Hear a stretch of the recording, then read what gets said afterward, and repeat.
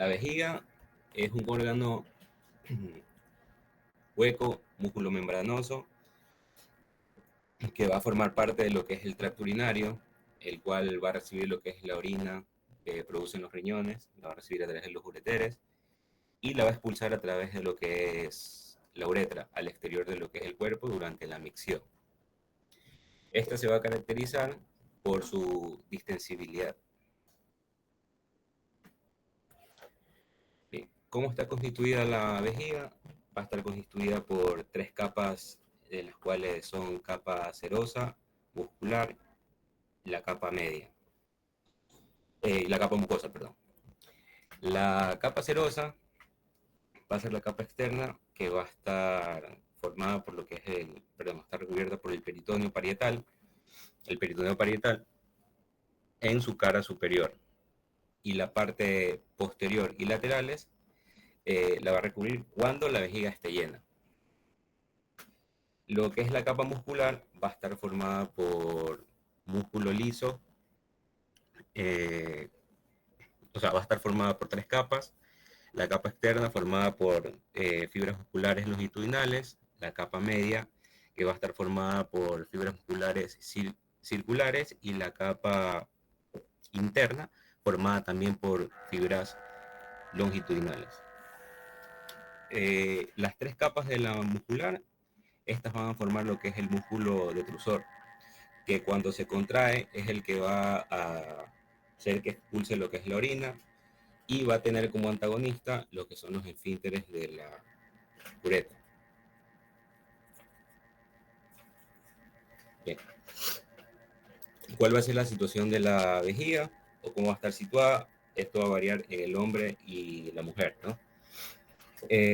La vejiga se sitúa en el hombre en la parte superior con el suelo de la pelvis y de la próstata, anterior y superior al recto y a las vesículas seminales. En la mujer va a estar superior al suelo de la pelvis y anterior al útero y a la vagina. Los medios de fijación está sujeta por tres ligamentos principales, uno central y dos ligamentos laterales. El ligamento central, situado en la cara ventral de lo que es la vejiga y que se une a la sífisis pélvica y a la línea alba. Este se va a llamar el ligamento mediano de la vejiga. Va a contener también restos de lo que es el uraco. Y los dos ligamentos laterales, uno a cada lado, que van a ser pliegues del peritoneo que unen la vejiga con la pared dorsolateral de la pelvis en el hombre y el ligamento ancho en el útero de la mujer. Estos ligamentos van a contener restos de lo que son las arterias umbilicales obliteradas que forman un cordón redondo. Aquí, bueno, en la imagen se puede ver el ligamento mediano de la vejiga.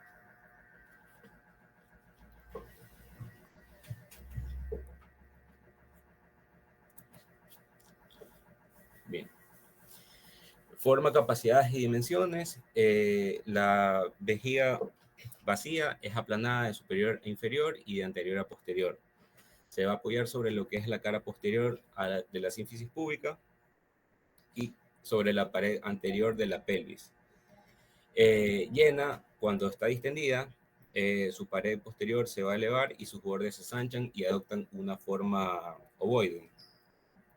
La capacidad fisiológica normal de la vejiga urinaria, cuando tiene deseo de orinar, es de 300 a 350 centímetros cúbicos y puede aumentar de 2 a 3 litros en caso de retención aguda de orina.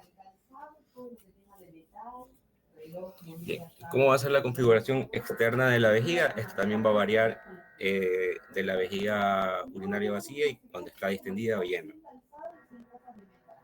Va a tener una cara superior, cara anteroinferior, cara posterior inferior o fondo de la vejiga, bordes laterales, bordes posteriores, ángulos anteriores o vértice, el uraco y los ángulos laterales. Vamos a ir describiendo cada uno de estas caras y bordes. Bien, la cara superior es cóncava superiormente y triangular. Va a estar tapizada por lo que es el peritoneo. Este suele formar unos pequeños pliegues transversales que desaparecen al momento de la distensión. Uno de los más importantes se va a denominar lo que es el pliegue vesical transverso. La cara anteroinferior es convexa, va a estar unida a la pelvis por dos haces fibrosos y musculares, que son los ligamentos puboprostáticos o pubovesicales, que se extienden hasta lo que es la porción inferior de la sínfisis y del pubis.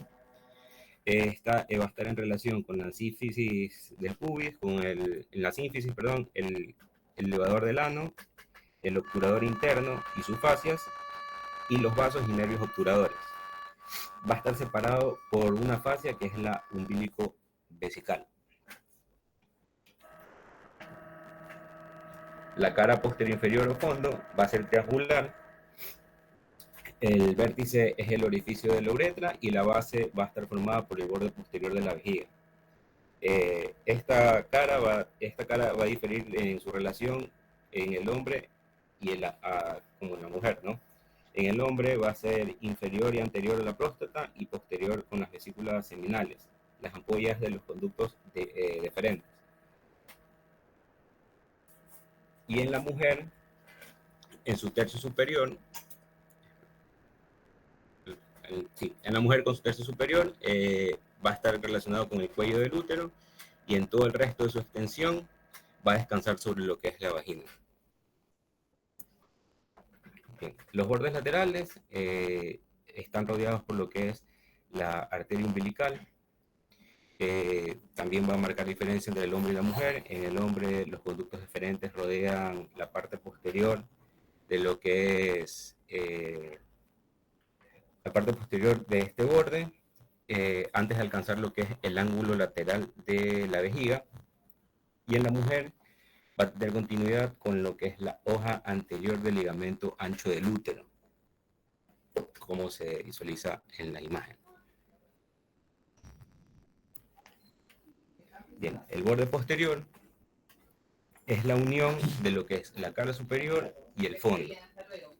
En el hombre es un repliegue peritoneal transversal y cóncavo que va a estar en la parte posterior, y en la mujer es el borde posterior que está indicado por el fondo del saco vésico uterino. O sea, ese va a ser el borde posterior de lo que es en la mujer.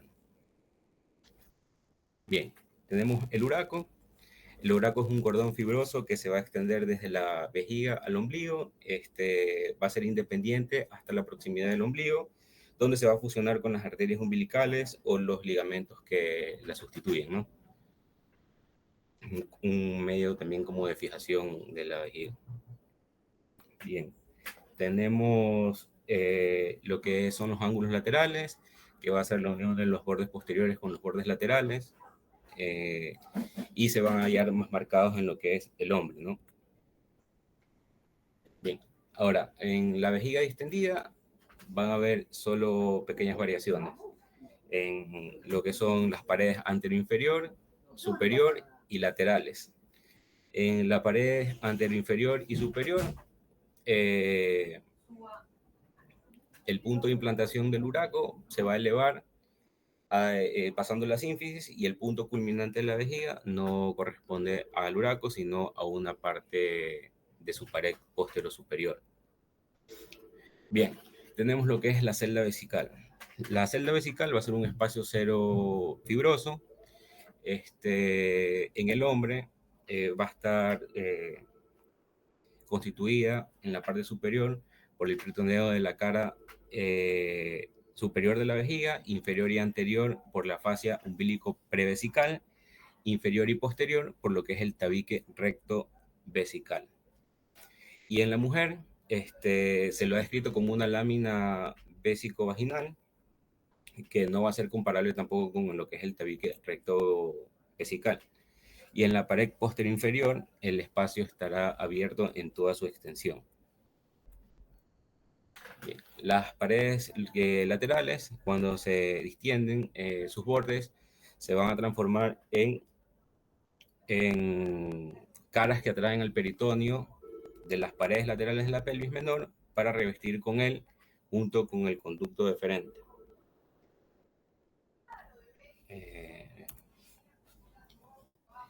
La configuración interna de lo que es la vejiga se va a dar por tres orificios. uno anterior y medio, que es la uretra, y los otros dos laterales, que son los orificios ureterales. El orificio interno interno de la uretra va a estar rodeado por el cuello de la vejiga y es circular, y los dos orificios son estrechos, elípticos, se sitúan a 2.5 centímetros uno del otro y de 2 a 3 centímetros posterior y lateral al orificio uretral cuando está vacía. Estos tres orificios en la configuración interna es lo que se va a denominar como el trígono vesical.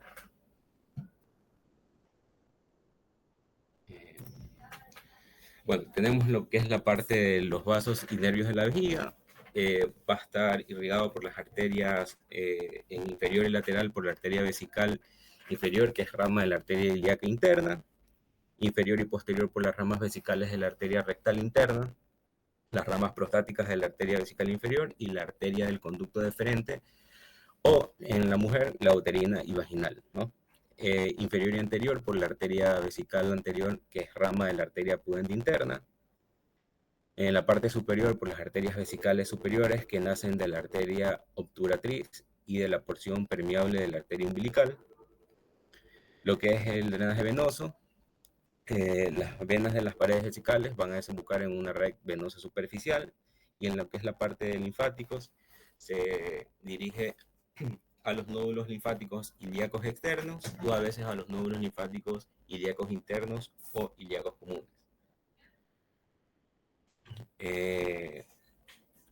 A veces también los que son originados en las proximidades del cuello de la vejiga se van a dirigir al nódulo linfático del promontorio. Bien, y por último tenemos lo que es la dinámica vesical, que ¿a qué se refiere esto? Es un estudio en el cual se va a evaluar lo que es la función y el comportamiento de la vejiga urinaria durante el llenado y la micción. Esto incluye una evaluación de lo que es la capacidad de la vejiga para almacenar la orina, la presión interna de la vejiga durante el llenado y la micción, y la coordinación entre la vejiga y el esfínter urinario. Los parámetros que van a evaluar esta dinámica vesical van a incluir lo que es la capacidad vesical, la presión vesical, el flujo urinario y la coordinación vésico-esfinteriana. Aquí donde muestro la imagen, que es una urodinamia, es un proceso, es un estudio en el cual se va a medir, como dije, el funcionamiento del tracto urinario inferior, y va a tener como objetivo el ver las alteraciones del funcionamiento de la vejiga durante el estudio. Bien, ¿cómo se realiza el estudio? Primero se realiza una flujometría, que es el paciente tiene que orinar en un recipiente que va a medir la presión, que mide lo que es prácticamente la velocidad con la que se orina durante la micción, o sea, el flujo de la orina durante la micción, la velocidad. Bien, luego se va a utilizar dos ondas finas con previa asepsia y lidocaína, y se van a introducir a través de la uretra. Una de estas va a estar conectada a lo que es un suero fisiológico, y va a comenzar a hacer un llenado. Obviamente la vejiga tiene que estar vacía, ¿no? Entonces comienza a realizar el llenado, y la otra sonda va a estar colocada, ubicada a un ordenador que nos va a mostrar las gráficas y va a ir midiendo la manera de la presión, ¿no? La presión vesical y cómo se va mostrando las gráficas.